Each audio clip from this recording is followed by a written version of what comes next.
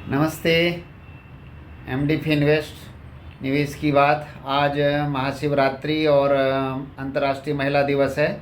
आप सभी को महाशिवरात्रि की बहुत बहुत शुभकामनाएं और साथ में अंतर्राष्ट्रीय महिला दिवस की।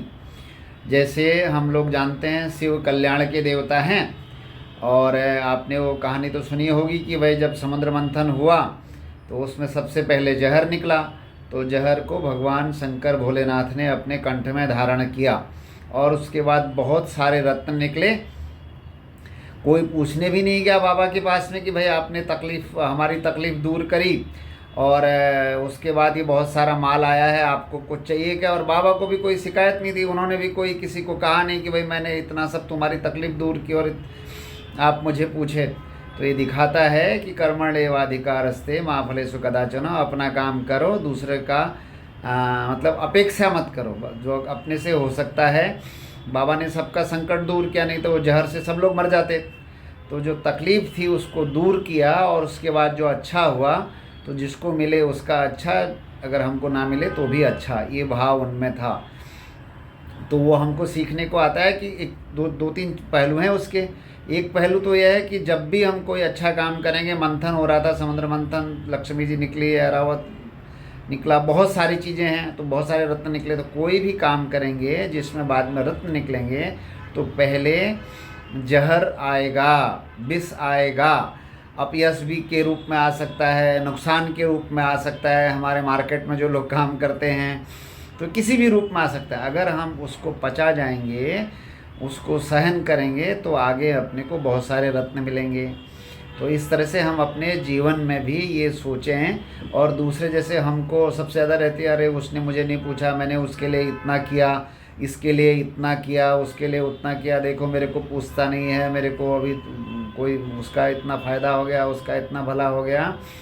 तो ये भगवान भोले शंकर से अपने को सीख लेने जैसी है कि आपने मतलब लोगों को जीवन दान दिया, उसके बाद इतना सारा वाह वाह हुआ तो उसके बारे में किसी को कोई शिकायत नहीं। और दूसरी चीज़ वो हम अपने जीवन में, व्यक्तिगत जीवन में, सामाजिक जीवन में, आर्थिक जीवन में, घर में, बाहर में, अपने व्यवहार में ये सब चीज़ें कर सकते हैं। ध्यान और धारणा कि अगर हमारी अपेक्षा नहीं होगी तो दुख का कारण नहीं होगा।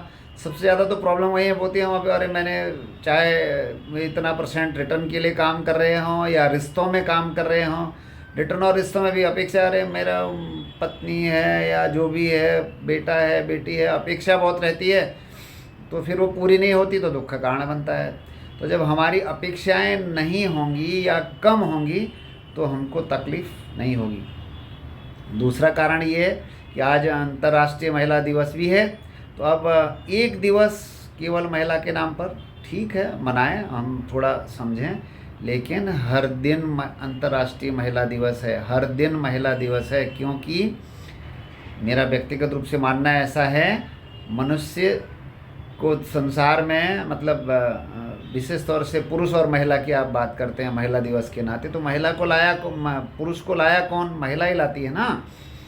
उसको जननी कहा गया। इसके लिए हमारे यहाँ जो हमारी वैदिक परंपरा में है तो सूक्ति भी है कि यत्र नार्यस्ते पूजन्ते तत्र रमन्ते देवता।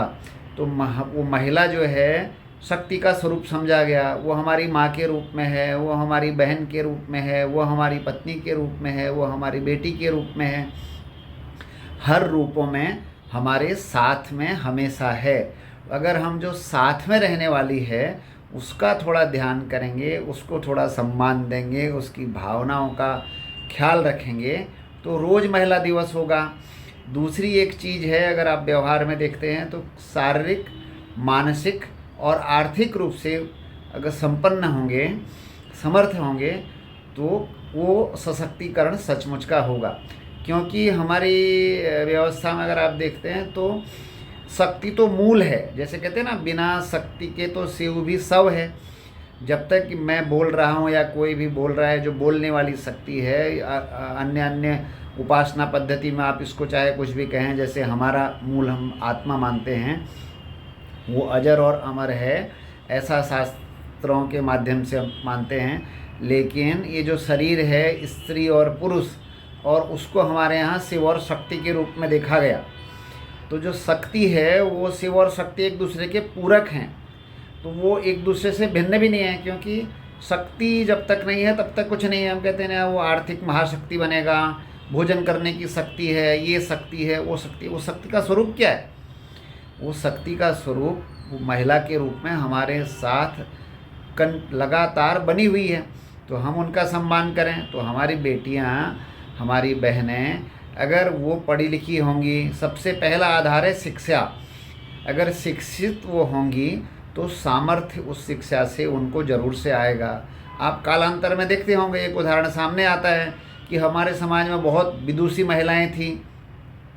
आदि शंकराचार्य और मंडन मिश्र का संवाद आप सबको पता ही होगा कि जब आदि शंकराचार्य केरल से निकलकर पूरे भारत भ्रमण उन्होंने किया, चाहे वो नेपाल में पशुपतिनाथ हो, जम्मू कश्मीर में आदि शंकराचार्य पहाड़ी हो, चारों जगहों पर उत्तराखंड में हमारे बद्रीनाथ केदारनाथ हों, तो पूरे भारत में जो उनका भ्रमण हुआ उस दौरान वो शास्त्रार्थ करते थे, विद्वानों के साथ चर्चा करते थे।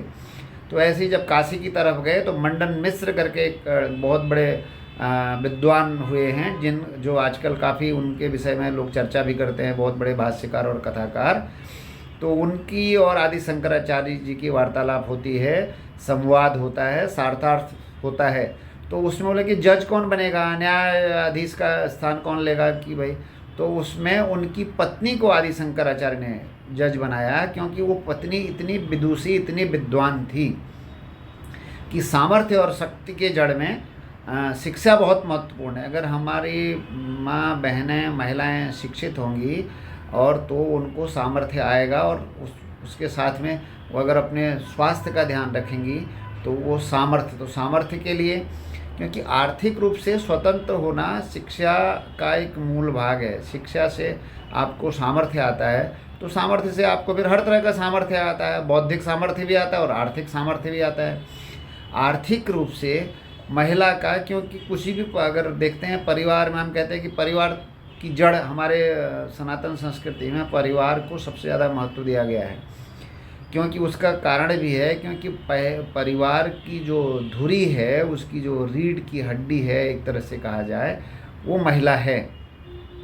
तो महिला अगर आपकी सामर्थ्यवान है तो परिवार अपने आप सामर्थ्यवान हो जाएगा।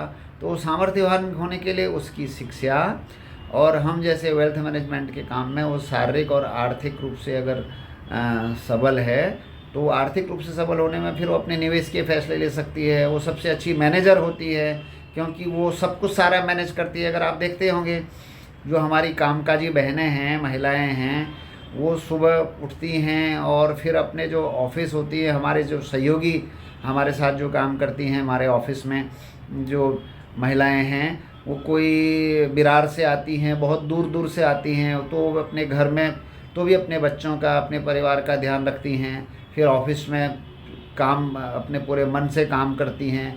यहाँ पर भी सारा न्यायोचित, मतलब अपना 100% अपने काम में देती हैं। तो वो जो शक्ति है वो पुरुषों में उसके मुकाबले उतना एकाग्रता और वो देखा नहीं गया है। लेकिन इसीलिए अगर वो सामर्थ्यवान हैं, उनकी प्रतिभा का उपयोग हो रहा है, तो उनकी अगर इच्छा आकांक्षाओं की पूर्ति होती है तो समाज और में सब चीज़ें ठीक होती हैं। वो परिवार आगे बढ़ेगा जहाँ पर महिला शिक्षित होगी और सामर्थ्यवान होगी। तो सामर्थ्यवान होने के लिए उसका अच्छी तरह से उसकी पढ़ाई होना, उसका शारीरिक और मानसिक स्वास्थ्य ठीक होना, तो वो ऑटोमेटिक जो है करने लग जाएगी। तो जैसे फिर वो उसका, जैसे मैंने कहा, वो अच्छी मैनेजर है तो अच्छा निवेश कर सकती है। तो आजकल तो बहुत सारे साधन हैं। पहले महिलाएं सारा जो पैसा है वो साधारण तौर पर कहते हैं ना, वो बरनी में डब्बे में रखती थी, कभी कहीं, कभी यहाँ, कभी कहीं, कभी कहाँ। तो अभी तो मोदी जी ने जब से वो नोटबंदी की तब से महिलाओं के, सभी की महिलाओं के लगभग खाते अधिकतर खुले हुए हैं। तो महिलाएं अपनी सेविंग का हिस्सा वहाँ रखती हैं। तो सेविंग के साथ साथ में अगर वो इन्वेस्टिंग भी करेंगी, तो इन्वेस्टिंग, जो महिला की इन्वेस्टिंग है, वो उनको आर्थिक रूप से सामर्थ्य बनाएगा। तो वो आर्थिक रूप से सामर्थ्य बनाने में हमारे साथ बहुत सारी चीज़ें हैं जिसमें हम सहयोग कर सकते हैं। हमारी पूरी जो टीम है उसमें भी अधिकतर महिलाएं ही हैं ऑफिस में काम करने वाली। और आप सभी को पुनः ये अंतर्राष्ट्रीय महिला दिवस और भगवान भोलेनाथ की महाशिवरात्रि, इन दोनों का ये एक संयोग भी है कि शिव शक्ति हो कि भाई अंतर्राष्ट्रीय महिला दिन भी आया और आज ही महाशिवरात्रि भी है। जैसे कहा कि और परिवार चलाना, तो मैं साधारण तौर पर कहता हूँ, अगर परिवार में कोई एक जोर से महिला और पुरुष जब साथ में रहेंगे तो आपने देखा होगा प्रसंग आते हैं, जो लोग थोड़ा स्पिरिचुअल जानते हैं कि भगवान भोलेनाथ समाधि लगा करके ध्यान में बैठ जाते थे। जब एक जन थोड़ा गर्म हो तो दूसरे को नरम हो जाना चाहिए, तो थोड़ा ध्यान करना चाहिए कि तो ऑटोमेटिक मेडिटेशन जब आप करोगे तो सब चीज़ें आपकी शांत रहेंगी। और विशेष तौर से हम हमारे साथ जो लोग हैं, हमारे ऑफिस में हों, हमारे परिवार में हों, हमारे जीवन में जो भी हैं, क्योंकि जो हम हैं आज हैं तो बिकॉज ऑफ मातृशक्ति की वजह से है, नारी शक्ति की वजह से है, मुझे संसार में लाने वाली मेरी माँ है। तो उस तरह से हम हमारे साथ में रहने वाली सभी माँओं का सम्मान करें, सभी महिलाओं का सम्मान करें। महिला होने के नाते उनको जो उनका विशिष्ट स्थान है, मेरा व्यक्तिगत मानना है कि महिला और पुरुष की बराबरी हो नहीं सकती, क्योंकि महिलाओं का अपने आप में विशिष्ट स्थान है।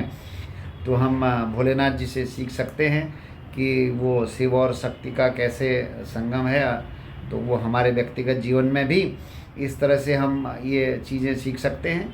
और एक दिन के लिए महिला दिवस नहीं, रोज़ का महिला दिवस हो, महिलाओं की गरिमा की रक्षा हो, उनके विचारों का और उनके सामर्थ्य का और उनकी जो चिंताएं हैं उनका ध्यान हो, तो वो सब में महत्वपूर्ण है कि अर्थ के रूप में जो व्यवस्था है, अगर आर्थिक स्थितियां ठीक रहती हैं तो बाकी सब स्थितियां धीरे धीरे सब ठीक हो जाती हैं। 70% अर्थ का महत्वपूर्ण हिसाब होता है, उसमें एमडी फिनवेस्ट हमेशा आपके साथ में है। हम इंश्योरेंस, इन्वेस्टमेंट, इक्विटी सभी सेगमेंट्स में complete financial services under one roof है। विशेष तौर से जो हमारे साथ माताएं इन्वेस्टिंग कर रही हैं, शेयर बाज़ार में अच्छा खासा ट्रेडिंग कर रही हैं, हम महिलाओं के लिए अलग से इन्वेस्टिंग और ट्रेडिंग के कोर्सेस और कुछ इस तरह के सेमिनार वर्कशॉप भी करते हैं। आप हमारे साथ जुड़ें, इस चैनल को आप सब्सक्राइब करें, इसको लाइक करें, शेयर करें, और साथ में कुछ सुझाव हों तो आप ज़रूर से कुछ कमेंट्स भी लिखें। आपको पुनः महाशिवरात्रि और अंतर्राष्ट्रीय महिला दिन की बहुत बहुत शुभकामनाएं। धन्यवाद।